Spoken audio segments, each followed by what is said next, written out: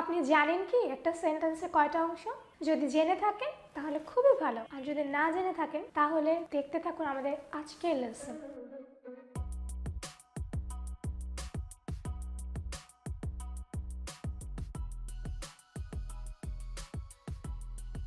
একটা সেন্টেন্সে দুটি অংশ, একটি হচ্ছে সাবজেক্ট আর একটি হচ্ছে প্রেডিকেট। আমরা জেনে এসেছি যে সাবজেক্ট মানে হচ্ছে উদ্দেশ্য আর প্রেডিকেট মানে হচ্ছে বিধেয়।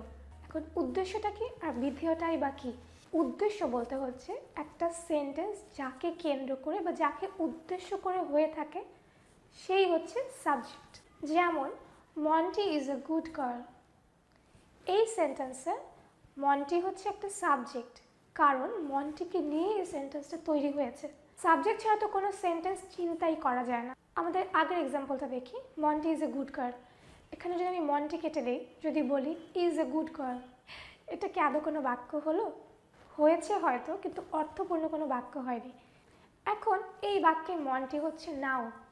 আমরা জানি যে কোনো সেন্টেন্সে যখনই আমরা যে কোনো কিছুর নাম নেই, হতে পারে আমার নাম, হতে পারে আপনার নাম, হতে পারে আপনার প্রিয় কোনো মুভির নাম, হতে পারে আপনার প্রিয় বইয়ের নাম, যে কোনো কিছুর নামই যখন একটা বাক্যে আসছে তখনই সেটা হয়ে যাচ্ছে নাউন। এখন একটা সাবজেক্ট কি শুধুই নাউন হয়? না, একটা সাবজেক্ট নাউন বা প্রোনাউন দুটোই হতে পারে। যেমন she wakes up early in the morning. প্রথম বাক্যে আমি বলেছি Monti is a good girl, Monti হচ্ছে একটা নাউন। পরের বাক্যে বলেছি she wakes up early in the morning. She এখানে একটি প্রোনাউন, কারণ মন্টির পরিবর্তে যে এসেছে বা নামের পরিবর্তে যে আসে তাকেই বলে প্রোনাউন, আর এখানে শি হচ্ছে প্রোনাউন। এবং শি ওয়েকস আপ আর্লি, সে তাড়াতাড়ি সকালে ঘুম থেকে ওঠে। কে তাড়াতাড়ি ঘুম থেকে ওঠে? সে হচ্ছে সাবজেক্ট, কারণ তাকে উদ্দেশ্য করে আমাদের এই সেন্টেন্সটা। যাকে উদ্দেশ্য করে সেন্টেন্স হয় সে হচ্ছে সাবজেক্ট, এবং সাবজেক্ট কখনো নাউন প্রোনাউন। এছাড়া আর কি কোনো ওয়ে আছে যেটা দেখলে আমরা বুঝবো যে সে সাবজেক্ট? ইয়েস, একটা ওয়ে আছে।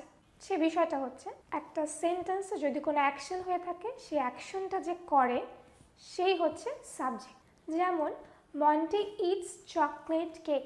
এই সেন্টেন্সটাতে ইট এটা হচ্ছে একটা অ্যাকশন, মানে কোনো কাজ হচ্ছে। তার মানে যে সেন্টেন্সে কোনো অ্যাকশন হয় এবং সেই অ্যাকশনটা যে করে সে হচ্ছে সাবজেক্ট। তাহলে এখানে সাবজেক্টটাকে মন্টি।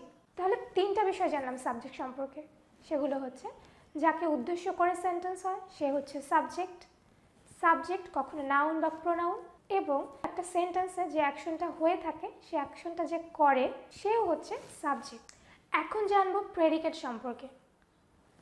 সাবজেক্টকে বাদ দিয়ে একটা সেন্টেন্সের বাকি যে অংশটুকু থাকে সেটাই হচ্ছে predicate. Monti is a good girl, Monti বাদ দিয়ে সেন্টেন্সের বাকি যে অংশটা সেটাকে বলছে predicate. Monti eats chocolate cake, মন্টিকে বাদ দিয়ে ইটস চকলেট কেক এই অংশটুকু হচ্ছে predicate. She wakes up early in the morning, she সাবজেক্টটাকে বাদ দিয়ে বাকি যে অংশটুকু রয়ে গেছে এটাই হচ্ছে প্রেডিকেট।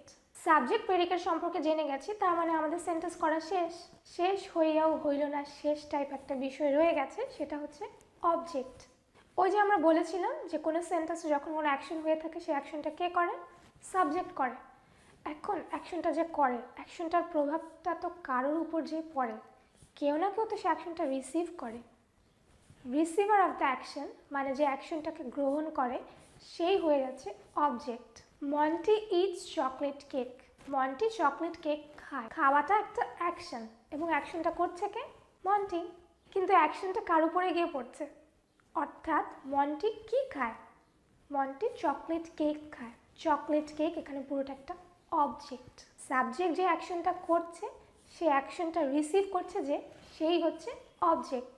তাহলে আমরা বাকি সেন্টেন্সগুলো থেকে অবজেক্ট খুঁজে বের করি। Monti is a good girl, এখানে এসে একটা প্রবলেম হয়ে গেছে। এই সেন্টেন্সটাতে আমরা কোনো অ্যাকশন খুঁজে পাচ্ছি না। মন্টি একজন ভালো মেয়ে, এখানে তো কোনো অ্যাকশন হচ্ছে না। মন্টির অবস্থান বোঝাচ্ছে, মন্টির স্টেটটা বুঝতে পারছি যে মন্টি একজন ভালো মেয়ে। তাহলে এখানে অবজেক্টটা কোথায়? মন খারাপ করার কিছু নেই, সব সেন্টেন্সে অবজেক্ট থাকে না।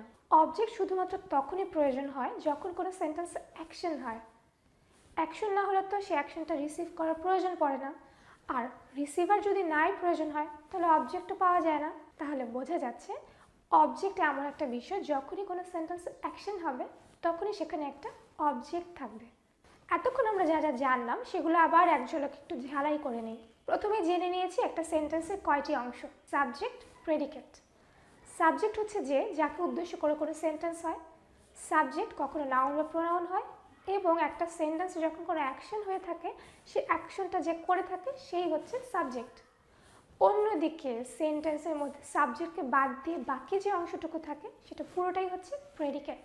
এবং একটা সেন্টেন্সে যখন কোনো অ্যাকশন হয়ে থাকে সে অ্যাকশনটা যে রিসিভ করে সেই হয় অবজেক্ট। সো আমার মনে হয় এরপর থেকে সাবজেক্ট, প্রেডিকেট, অবজেক্ট নিয়ে আমাদের কোনো ধরনের কোনো প্রবলেমই থাকবে না। এখন একটা কুইজ হয়ে যাক।